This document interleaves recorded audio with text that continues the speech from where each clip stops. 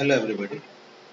Today we'll be starting with the second topic of machine system, which is called as the indexer and the synchronous machine. And in this video lecture, we'll be finishing that topic. And before that, we have covered the conveyor, and the conveyor consists of belt conveyor, roller conveyor, chain and met conveyor, vibrating conveyor, pneumatic conveyor, and its accessory. Now after that it comes out to be the indexer and the synchronous machine. So let us go directly to there, and it is a these conveyors you have seen earlier. Okay, what are the different type of conveyor and accessories related to that conveyor. Now let us see about the indexer and the synchronous machine.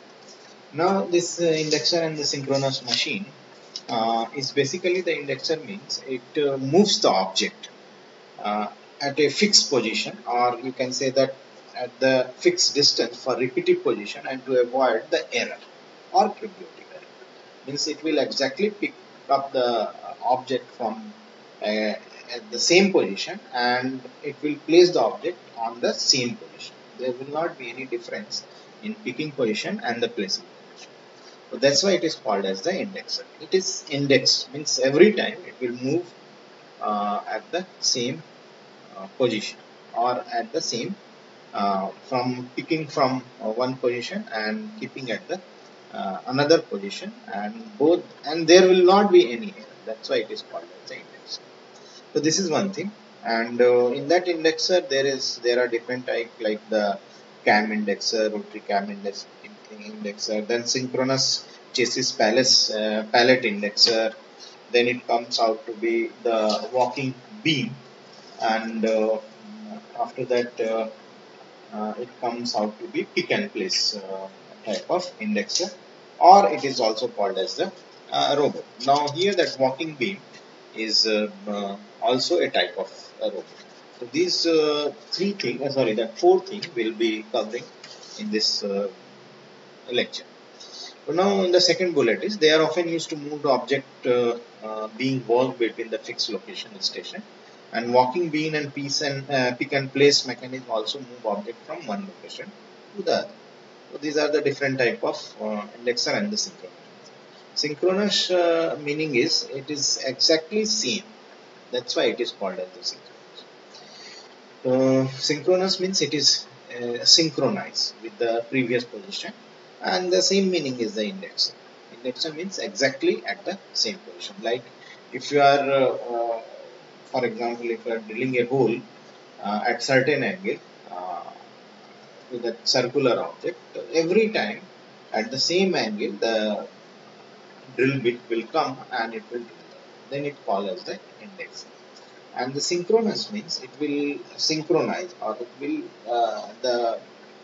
like the synchronous motor, the rotation speed will be exactly same with the minimum error or no error. Means if it is a 50 hertz synchronous motor, it will always move or rotate at the 50, or the frequency will be the 50. Let us move further. The rotary cam indexer, the next is rotary indexers are used to move actuator to the fixed point in a circular path. They are built to move to the discrete point and are typically available in 2 to 12 point configuration. Because they are cam driven, they can be moved at the high rate of speed and handle heavy loads. So this is one thing. Here it is 2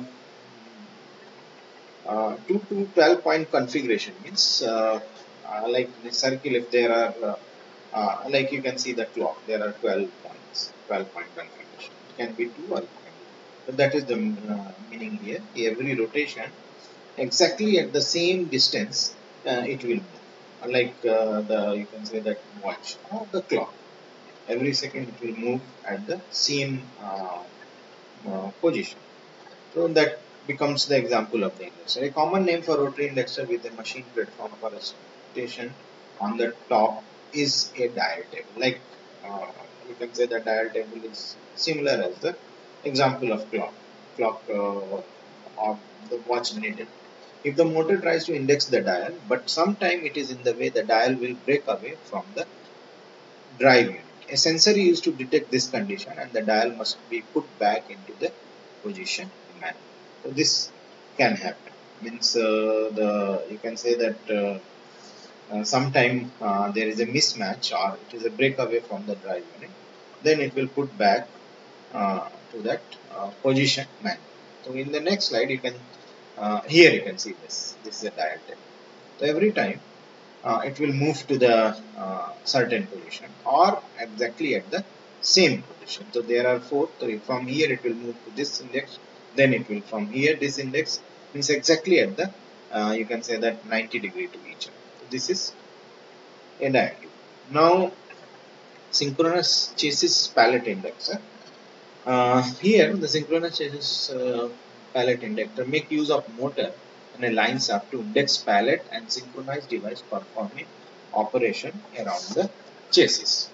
So this way, around the chassis means around the object or around the you can say that device or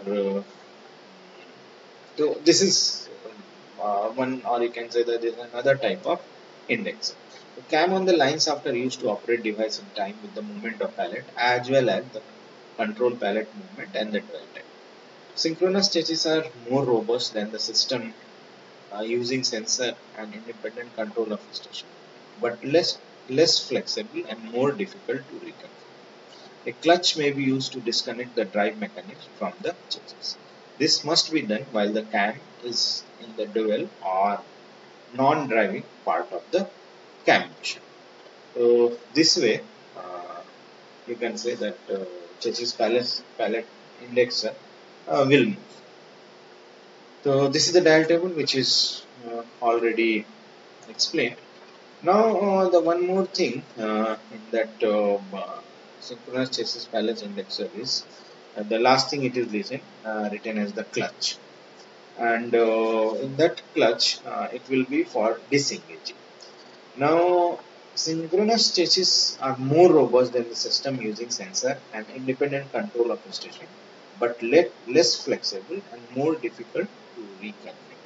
This is another important point in the synchronous chassis balancing. This is the point number 3. Now the third comes out to be the walking. A walking beam using an x-axis and z-axis configuration to repeatedly index part a fixed distance in a single direction. The x-axis moves forward with the z-axis raised, carrying or pushing the part in the desired direction.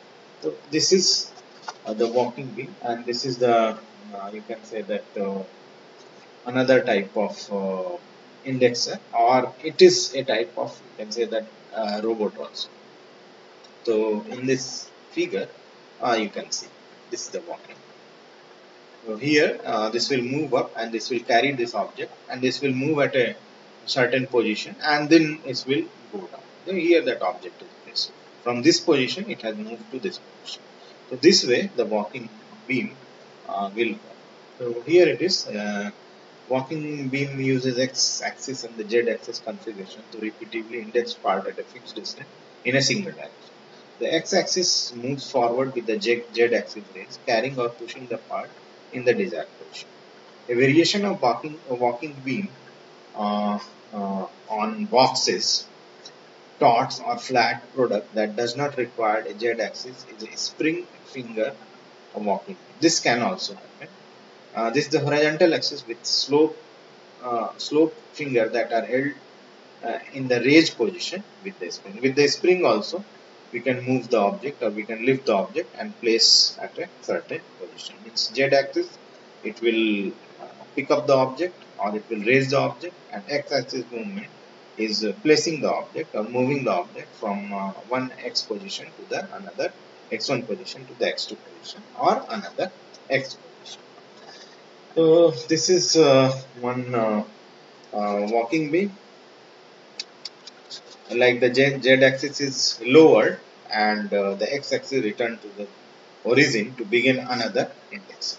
So this way, this operation continues. So here in this figure again you can see the z axis is raised, then the x movement is there, and then again z movement is there, and the object is fixed.